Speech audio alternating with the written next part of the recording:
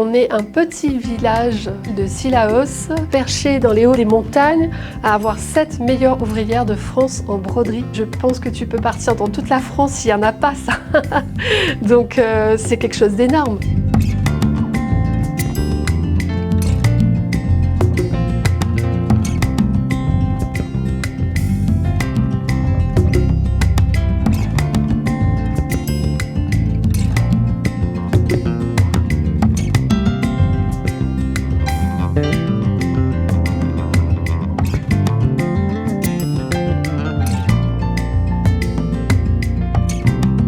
J'ai envie de te dire, comme chaque petite fille a envie de ressembler à sa maman, moi j'étais pareil. Donc j'ai commencé avec l'aiguille à la main à 3 ans. J'ai fait l'initiation sur la main, mais avec un petit bout de toile sur le doigt à l'âge de 6 ans.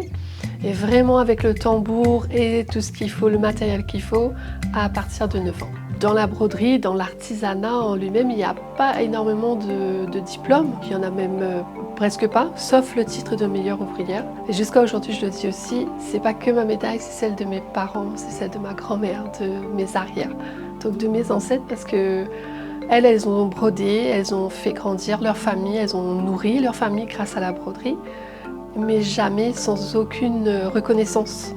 Parce que tout le monde me dit « Ah, mais elle est où votre mère? Elle avait une boutique ?»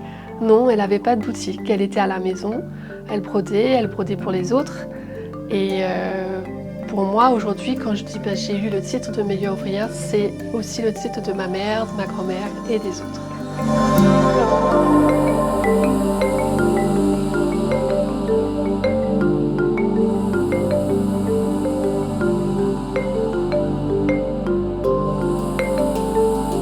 Ça a fait comme une explosion, on va dire, mais une explosion de joie. Toutes celles qui ont appris, elles ont donné à leur tati, leur cousine, leur tante, enfin voilà.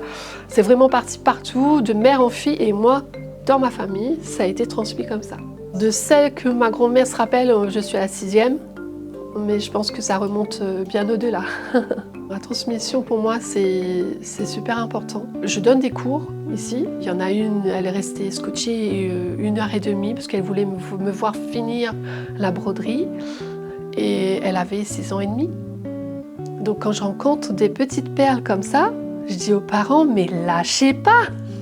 Lâchez pas, n'éteignez pas cette flamme qui est en train de pousser en votre gosse, parce que c'est rare. Il faut vraiment avoir envie, avoir ça dans les doigts, dans le corps, partout, pour vouloir le faire. Je montre ce que je sais faire, mais un échange personnel aussi. Parce qu'on ressent la même chose quand on va broder, on est bien, on se sent bien. Et de faire ça toute une journée, ça nous fait pas peur. Donc j'adore donner des cours à ce genre de personnes. Il faut énormément de patience, beaucoup de passion.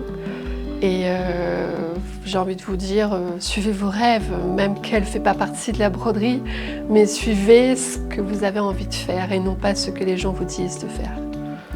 L'art de la broderie, oui, il faut se battre. Après, souvent j'entends oh, on nous a dit que la broderie est en train de disparaître. Mais je dis tant qu'il y a une personne qui est en train de broder, elle ne sera pas disparue. Elle sera toujours là. Et moi, je suis là pour quelques années encore.